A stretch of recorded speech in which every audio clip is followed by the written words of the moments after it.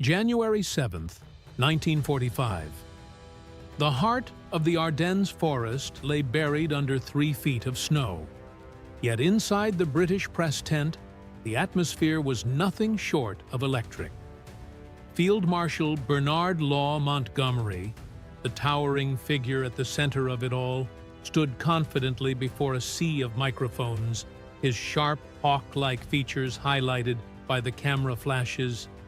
There was a certain arrogance in his smile, not the weary, battle-worn grin of a commander who had just survived one of the bloodiest battles of the war, but an arrogant smirk.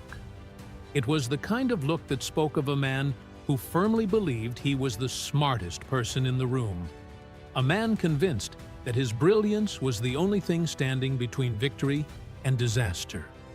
He faced the eager reporters and delivered his message as only Montgomery could. The Battle of the Bulge, he claimed, had been one of the most challenging and complicated operations he had ever handled. He spoke of the American troops not as allies, but as children.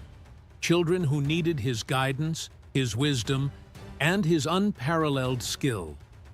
He emphasized the word "I" again and again, as though the entire course of the battle had been a solo performance. He regaled the journalists with a narrative of how the Americans had been on the brink of collapse until he, Montgomery, had arrived to save the day. To the journalists scribbling furiously, it sounded like the speech of a hero, a leader who had single-handedly turned the tide of the war. But 300 meters away, at Supreme Allied Headquarters, General Dwight D. Eisenhower was anything but smiling. In fact, his hands trembled with a cold fury as he held the transcript of Montgomery's speech. Eisenhower, who had played the role of peacemaker for years, had tolerated Montgomery's insults, his brashness, his constant undermining. But today, that patience had run out. Montgomery, in his arrogance, had crossed a line. He had publicly humiliated the Americans, claiming credit for their sacrifices, their bloodshed, and their victories. Eisenhower was done. The lines had been drawn, and now the stakes were higher than ever before. To understand why Montgomery's press conference was the professional equivalent of a suicide note, one must first look at the relationship between the British and American commands. It was an alliance built on necessity, not friendship. On one side was Eisenhower, an American hero who had spent years holding the fragile coalition of Allied forces together. Ike, as he was affectionately known, was a master of consensus, a skilled politician in uniform whose greatest strength lay in his ability to maintain unity amidst the chaos of war. On the other side was Montgomery, a brilliant and methodical strategist who had led British forces to victory in El Alamein, but whose ego was so colossal it often alienated those around him. Montgomery, in his mind, was not a team player. He viewed the war as a stage for his own performance, with himself as the star and everyone else, especially the Americans, playing supporting roles. For months leading up to 1945, the tension had been simmering. Montgomery had become increasingly insistent that he should be in command of all ground forces, effectively demanding that Eisenhower step aside. The Americans were not thrilled with this idea, and Washington had little love for Montgomery, but Winston Churchill, ever the defender of British pride, had repeatedly intervened to shield him. But Eisenhower, ever the diplomat, had protected Montgomery, believing that his tactical genius was worth the headache. The British provided the experience, while the Americans provided the muscle. It was a delicate balance, but by the winter of 1944, that balance was starting to tip. The student had become the master, but the master refused to accept it. And then came the snow. During the frozen weeks of December, Montgomery huddled inside his mobile tactical trailer, surrounded by maps of the Western Front. As the Battle of the Bulge raged on, Montgomery saw incompetence everywhere he looked. American incompetence.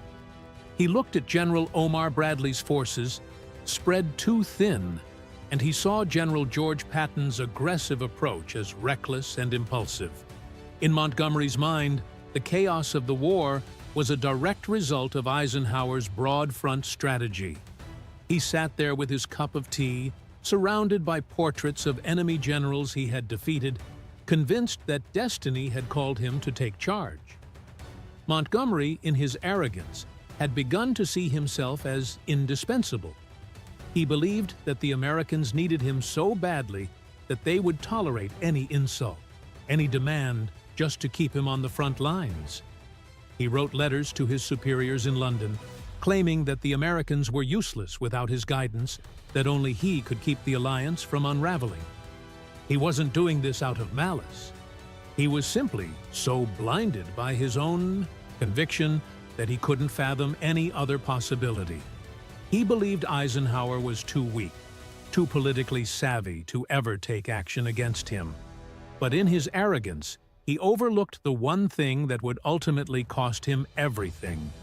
Even the greatest general is still just a soldier, and every soldier answers to someone. The crisis that would set off this chain of events began on December 16, 1944. The Germans launched a surprise offensive through the Ardennes, initiating the Battle of the Bulge. The attack created a deep wedge in the American lines, separating General Bradley's headquarters in the south from his two armies in the north. Communications were severed, and chaos spread. Eisenhower, faced with an impossible situation, made a difficult decision.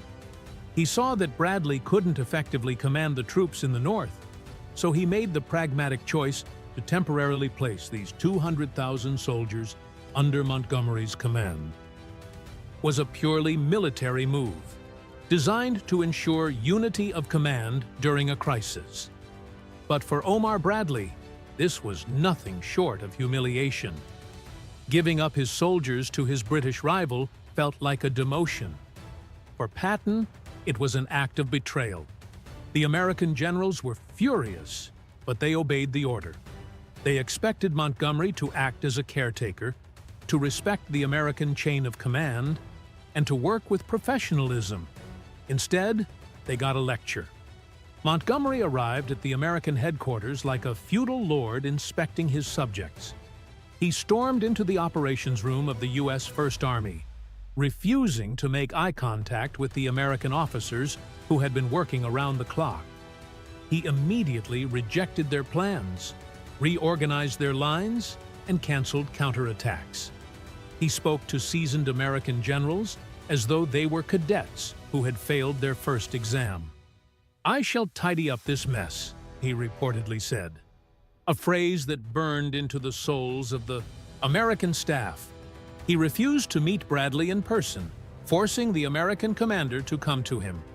And when they did meet, Montgomery was patronizing, lecturing Bradley on basic tactics while the American general ground his teeth in silence. The atmosphere inside the Allied camp was toxic. American officers began to openly discuss whether they would rather fight the Germans or their own British allies. But Montgomery, oblivious to the growing resentment, mistook their silence for agreement. He mistakenly believed that his success on the battlefield made him untouchable, that his genius justified every insult. He may have stabilized the Northern Front, but in doing so, he alienated his American counterparts to the point of no return. And then came the press conference on January 7, 1945. Montgomery, never one to shy away from the spotlight, stood before the world and delivered a version of events that bordered on the fantastical.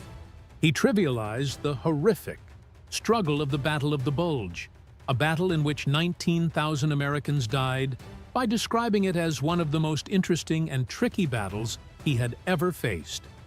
He barely mentioned the heroic defense of Bastogne by the U.S. 101st Airborne and made no mention of Patton's grueling drive from the south.